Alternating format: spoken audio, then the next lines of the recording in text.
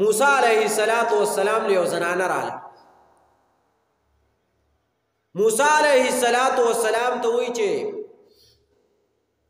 یو خبره را تکومه خو چې الله به می معاف کی کنه موسی علیہ السلام وی نه چې ګناوو کې توبه وباسي الله معافي کوي سړی بخي وی څه ګناه دې کړی هغه ښځه ورته وایي زه داسې ومه چې ما به شراب جوړول شراب اره ځان له اوزاري د هغې نه شراب جوړي ما داسې کار یو پیره وکړو چې ما زنا وکړه زنا مې وکړه او د زنا نه چې زما کوم حمل پیدا شو او کوم بچی ما وزېږو نو هغه بچی خو بیا ما خلکو ته ښکاره کولی نه شو ځکه چې د زنا و هغه ماشوم ما راواغستو او حلال مې کړو ذبح مې کړو څو ګناهونه شو زنا کول دویم ماشوم پیدا کول او هغه ذبح کول وی دریم نمبر دا ماشوم چې دا کمه دا خوړی نه غوښه وه ده تنکې و دې ما په دې شرابو کې میکس کړو شراب چې مې کوم جوړول دا سرکار په دغه کې مې میکس کړو دغه غوښې او حساب کتاب مې دې شرابو کې ختم شراب یو داسې خطرناک څیز دی چې دا هر څه ختمي لکه څنګه چې سرکه او تیزاب ختم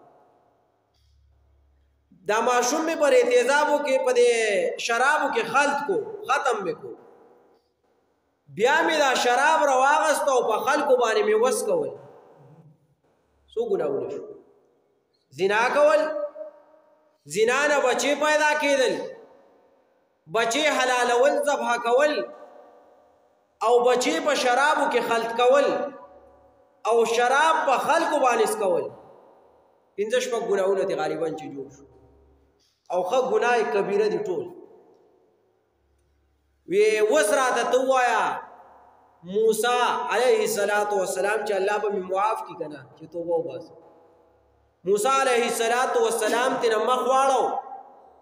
او د مخې نه مې پناه شه ستا معافي د الله پر دربار کې نشته ستا معافي څه شی نشته پیغمبر دی که نه رسول دی کله چې دا بوډۍ روانه شوه دا زنانه روانه شوه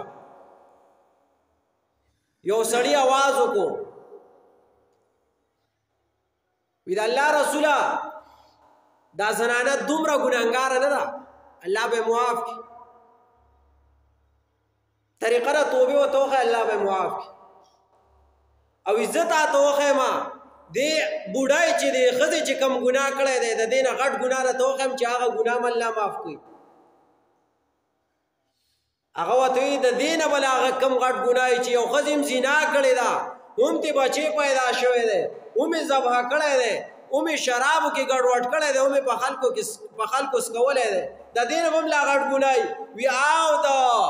الله پیغمبره د دې نه هم غټ ګناه شته وی ته راته وښیه چې د دې نه غټ ګناه څه دی هغه ورته په جواب کې وایي د دې نه غټ ګناه بیلمازي ده دې نه غټ ګناه بیلمازي ده د بیلمازه سړی د دې نه هم غټ ګناهګار دی تپوس دې کوي څوک وی د الله فرشته یم جبریل علیه السلام دا بیلمازه سړی د دې نه هم ډېر ګناهګار دی چې یو ښځه زنا وکړي د هغې نه حمل پیدا شي بچې دې پیدا شي هغه چې دی ذبح کړي هغه په شرابو کې خلط کړي او شراب په خلکو باندې وڅښي د دې نه هم ډېر ګناهګار دی موږ ټول چې دی د دې نه ډېر ګناهګار داسې ده که نه کم از کم د مونځ پابندي پکار ده مونځ پکار دی چې وشي او جمع سره وشي